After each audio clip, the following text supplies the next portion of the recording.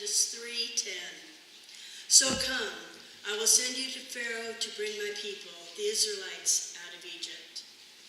In Joshua 1, verses 1, 5, and 9. After the death of Moses, the servant of the Lord spoke to Joshua, son of Nun, Moses' assistant, saying, No one shall be able to stand against you all the days of your life.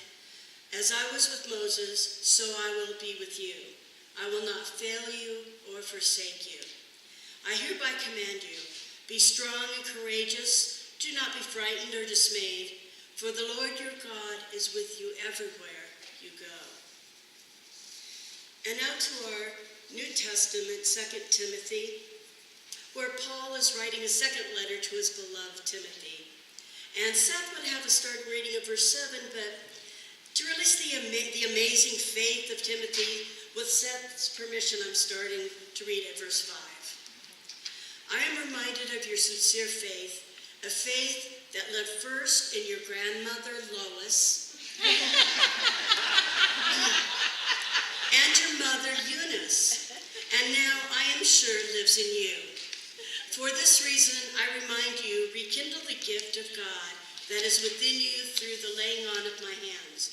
For God did not give us a spirit of cowardice, but rather a spirit of power and of love and of self-discipline. Thank you, Lois. We had many discussions this week about me not including that passage.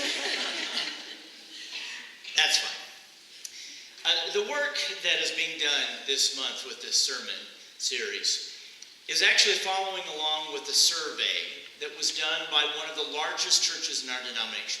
In fact, the largest church in our conference. This 15,000 member congregation sent out a survey, and they received 2,400 responses to this question: what do you fear?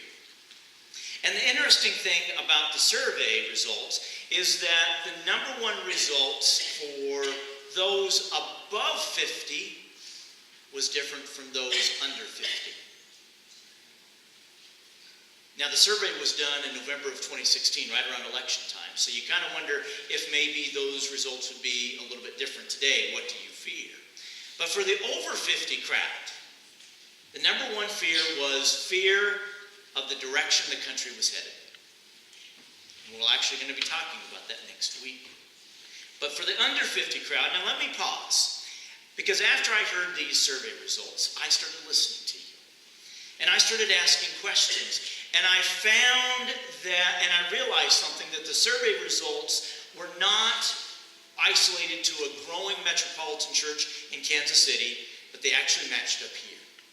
What I heard for those in the upper 50 crowd to those in the under 50 crowd matched.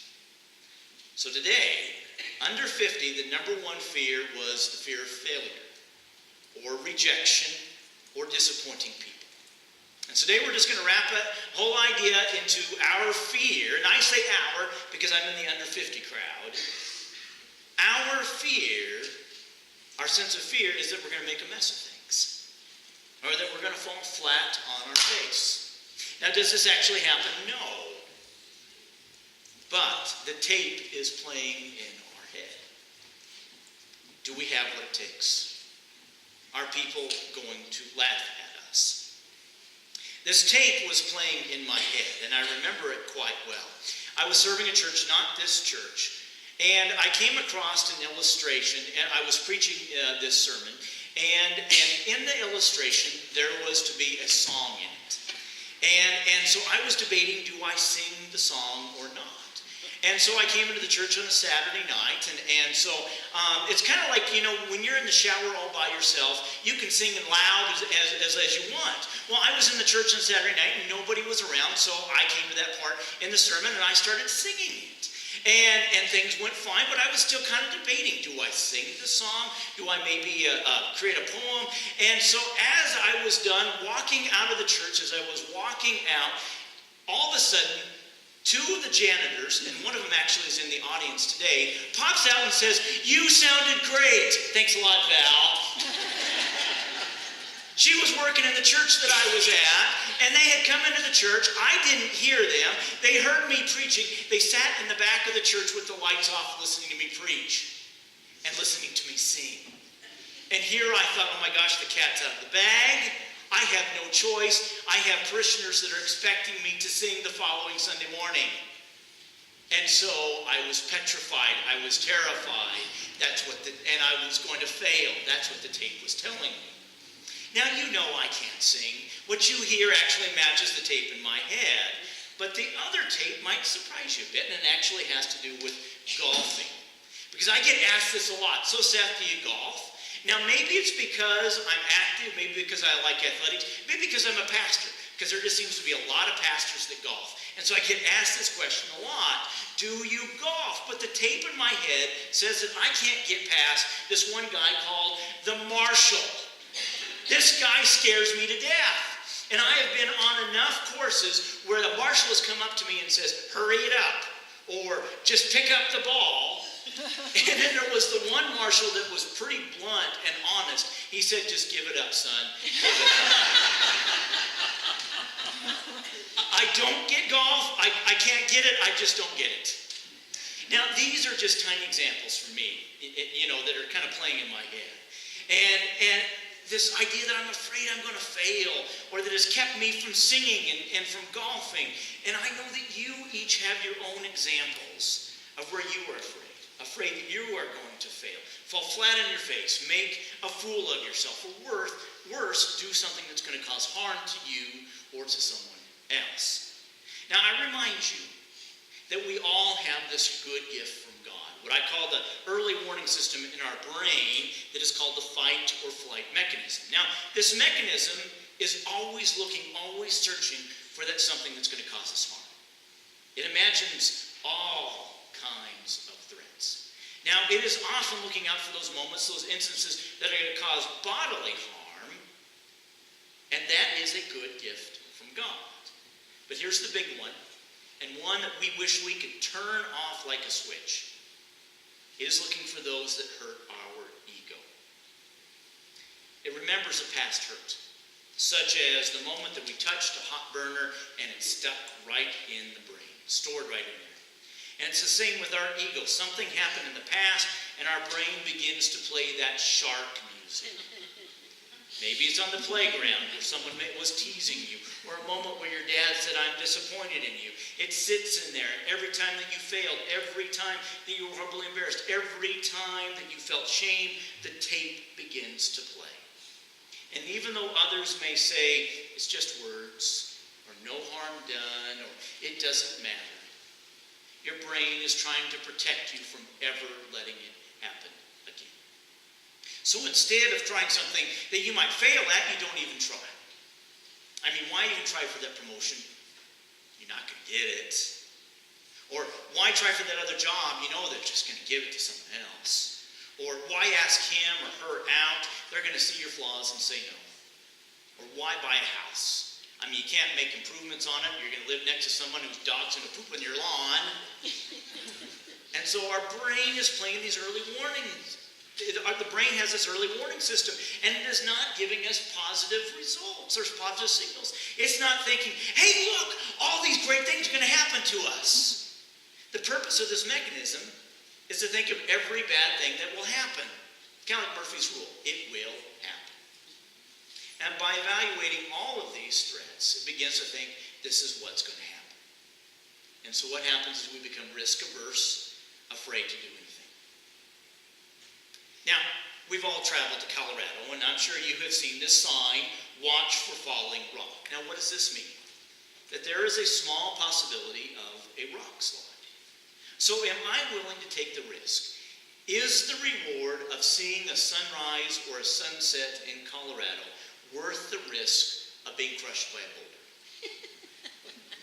If we decide that every time that we see this sign and we avoid that road, we are going to miss some of the most scenic views of America. So what do we do?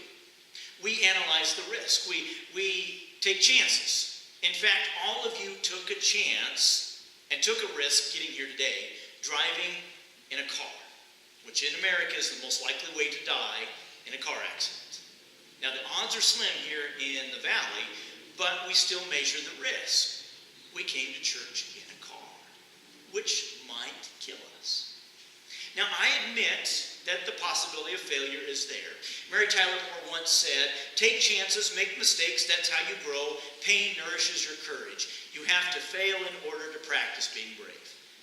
I hope this quote's being told to the Cornhuskers this morning.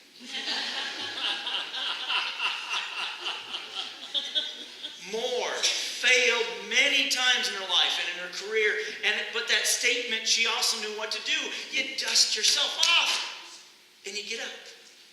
Wayne Gretzky, probably the most successful professional hockey player, one time said, "You miss 100% of the shots you don't take." We can choose to say we fail, or we will fail, why try? Or we take the risk, we take the shot, and whatever happens, it will be okay. Really, it's an anyone who's ever been successful has had to deal with the fear of failure, and those who are very successful in their careers know this. Jeff Arch, who wrote the screenplay for Sleepless in Seattle, he told Jack Canfield the following in an interview. "I'm about to launch the biggest gamble of my life, writing and directing a $2 million comedy, when I have never directed before, and using my own money plus raising other money to fund it. And I really need to succeed at this. Really, it's an all or nothing situation. And the thing that I'm experiencing right now, which I think is really important, and a lot of people who write about successfully about, is you've got to be willing to be terrified. Because I am terrified about what I'm about to do, but it's not immobilizing. It's a good terrified. It's a terrified that keeps you on your toes. I know I have to do this because I had a very clear vision, and I'm willing to stand alone without agreement from the industry, which I learned you have to do when I was pitching Sleepless in Seattle. Believe me, when you start pitching an idea about a love story where the lead characters don't meet, you are alone. Everyone told me, you were out of your freaking mind. And one thing I discovered is when everyone says you're out of your mind, you might be onto something. So I had these reference points from my past experiences. I was alone back then, and I was right. I've learned you have to believe in your dream. Because even if everyone is telling you you're wrong, then that still might not mean anything. You just might be right. You reach a point where you say, this is it. I'm throwing everything into this, and it's got to succeed. It's like the Spanish conquistador Hernando Cortez in 1519. To prevent any thought of retreating from his mission after he landed in Mexico, he burned all of his ships. Well, I've rented new ships just for the sake of burning them. I took out loans and ships that weren't even mine. I'm throwing money, credibility, every single thing there is into my new project. And it's either going to be a home run or a strikeout, not a single or a double. I know there's terror in doing this, but there's also this confidence. It isn't going to kill me. It might make me broke. It might leave me in debt. It might make me lose credibility, and it might make the journey back a whole lot harder. But unlike Cortez, I'm not in a business where they kill you if you goof up.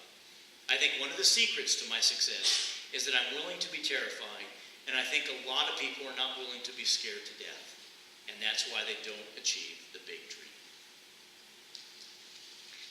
I love the line that he says there.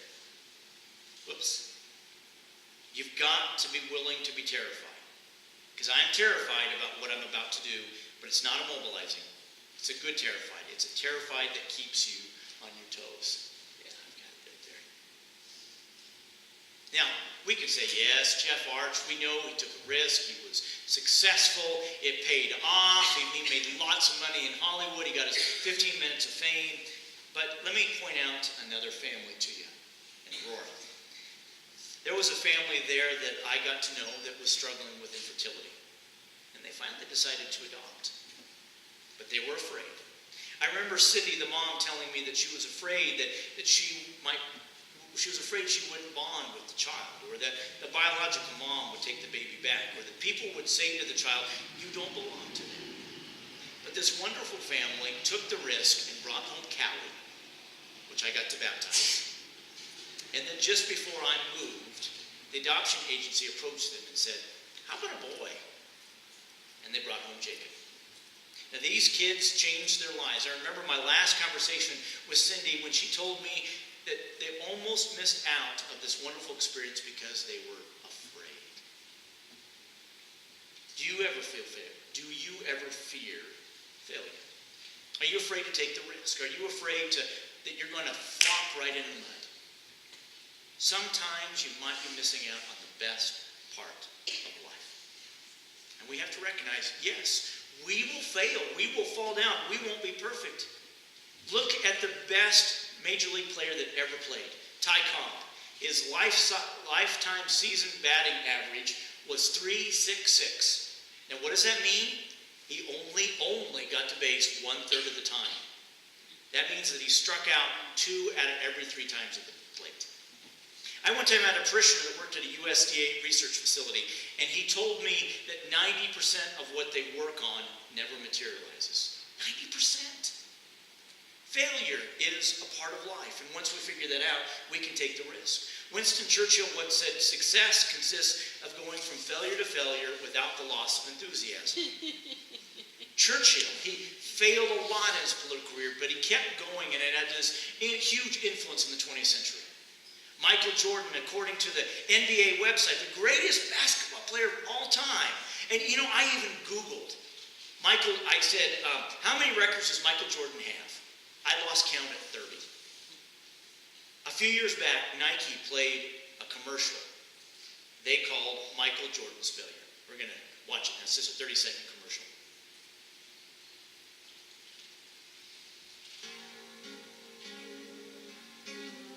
I've missed more than 9,000 shots in my career. I've lost almost 300 games. 26 times I've been trusted to take the game-winning shot and missed. I've failed over and over and over again in my life. And that is why I succeed. If you missed that, he said, I missed 9,000 shots, lost 300 games. I was asked 26 times to make the game-winning shot, and I missed. Now, what if Michael Jordan would have quit when he missed that shot? Or if he would have listened to the critics and just given up? You know, the number one overall fear of the country is the fear to speak in public. And so I'm going to ask someone here that doesn't know it to come up and speak. No, I'm teasing. Okay? This is something I do for a living. And I admit I am afraid. I'm afraid I'm going to get up here and I have nothing to say. And so what do? I rewrite my sermons, and then I come into the church and practice them and sing to them when I think no one's going to be listening, right, Val? And I rewrite my sermons over. All because I'm afraid I'm going to fail you. My charge, my appointment. And then I admit there are times when sometimes my sermons stink. And I have prayed to God. I say, okay, God, this is a bad sermon. I leave it in your hands. I've even apologized to whole churches for my sermons. When I was in seminary, they were god-awful sermons. I saw one of my parishioners from a church that I served once, and I said, Meredith, I was reading my sermons. I am so sorry. And this tape still plays in my head that I will fall flat on my face up here. But there's grace. And more than that, Scripture tells us almost 100 times, God is saying, do not be afraid. I am with you. And in almost every instance, it's those moments when God says, I need you to go there. And at the response, the people of God say, heck no, I won't go. I'm afraid. And God has to reassure them, don't worry, do not be afraid. I am with you. No matter the risk, I, God, am with you. You know, in Genesis 12, Abraham and Sarah are sitting in their Arizona trailer in retirement. And Abraham, he's about 75, Sarah 65, and God approaches them and wants them to move to Canaan. I've never been to Canaan before, they say. How are we going to do it, they tell God. And God just says, trust me. But I'm in retirement, they say. Surely can't you ask someone out younger? And they say, and God just says, I need you. And here's the best part. The best line. God says, the best part of your life is now before you at 75 years of age. And we are the recipients of Abraham and Sarah taking a risk, with the whole world being blessed through them. Now fast forward about 500 years. Moses is 40 years old when he sees the horrible treatment that is being done by the Egyptians to the Hebrews. And he kills in anger the Egyptian. And he escapes into the desert for 40 years. That means that Charlton Heston's supposed to be 80 when this picture was taken. He's 80 when God calls Moses in the burning bush. And in that same book of Genesis, Moses tells God to choose someone else. And then he's got some great excuses. He says, God, I'm not adequate enough. And then he says, God, I don't know enough. And then God, they won't take me seriously. And then he says, God, I ain't no good with words. That's my interpretation. And finally he says, God, I'm not willing to go. Moses is so afraid of failing that he comes up with these excuses. I'm surprised he didn't add, hey, God, you're forgetting about my arthritis and my receding hairline and how this is going to mess up my pension. But haven't we ever prayed this to God? The church calls for helpers and leaders for our children's ministry. We say, I don't want to help with this. Or there's that call to go on the mission trip. And we say, I don't want to go.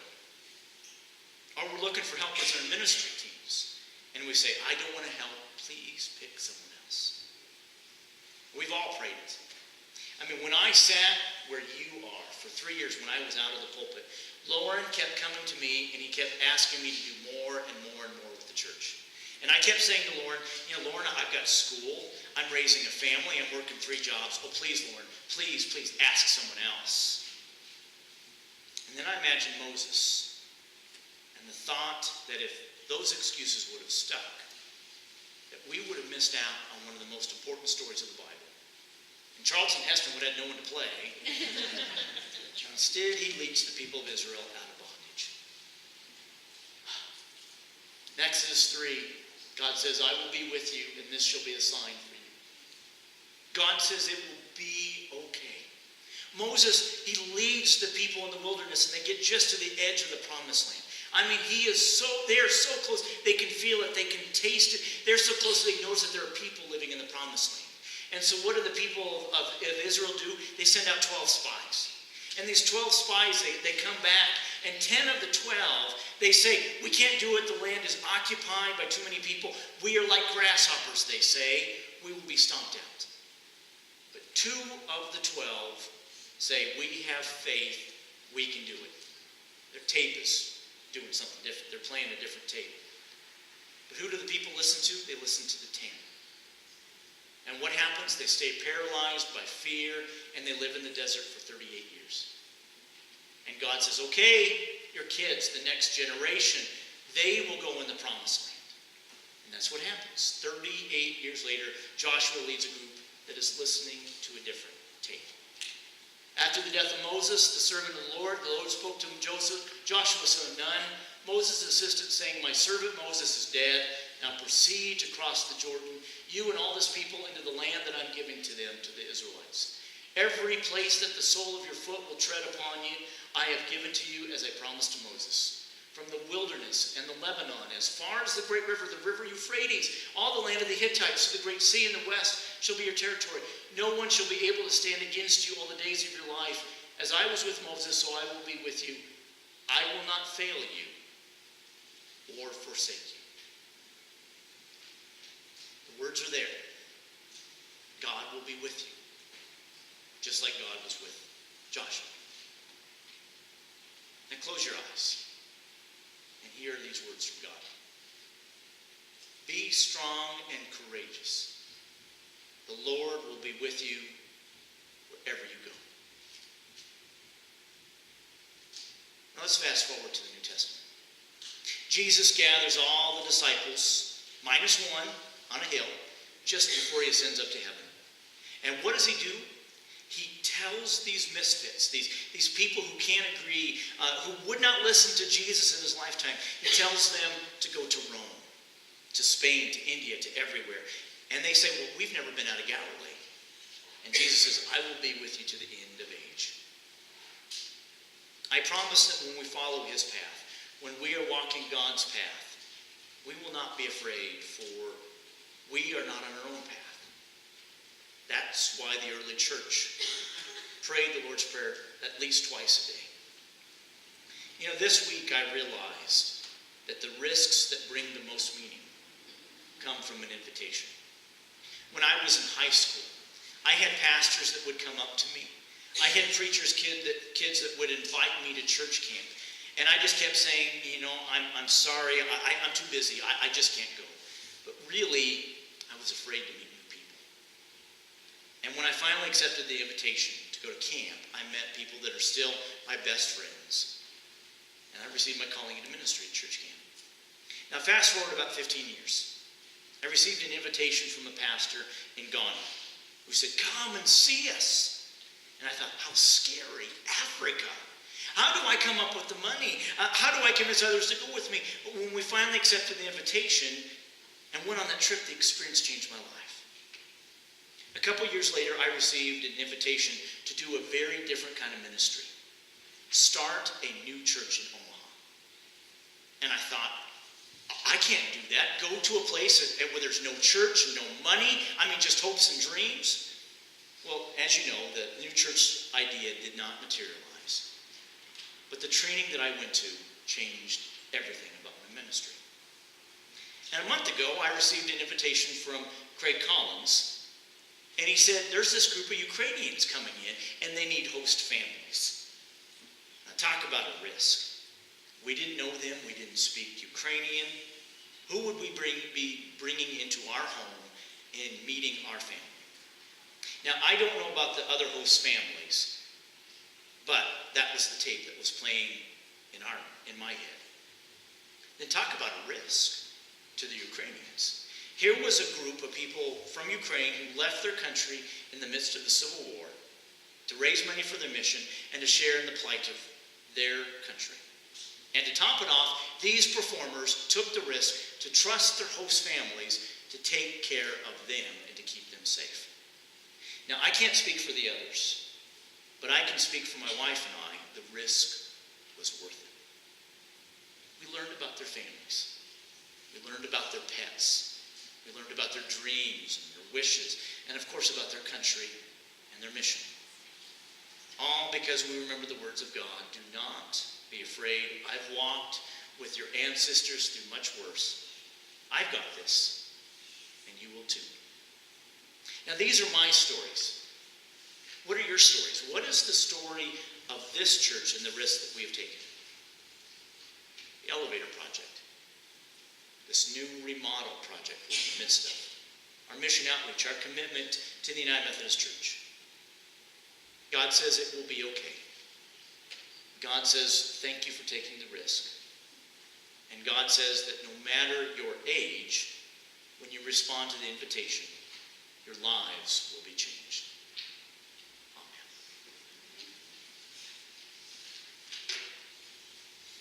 I'm going to ask the ushers to wait upon us now as we give back.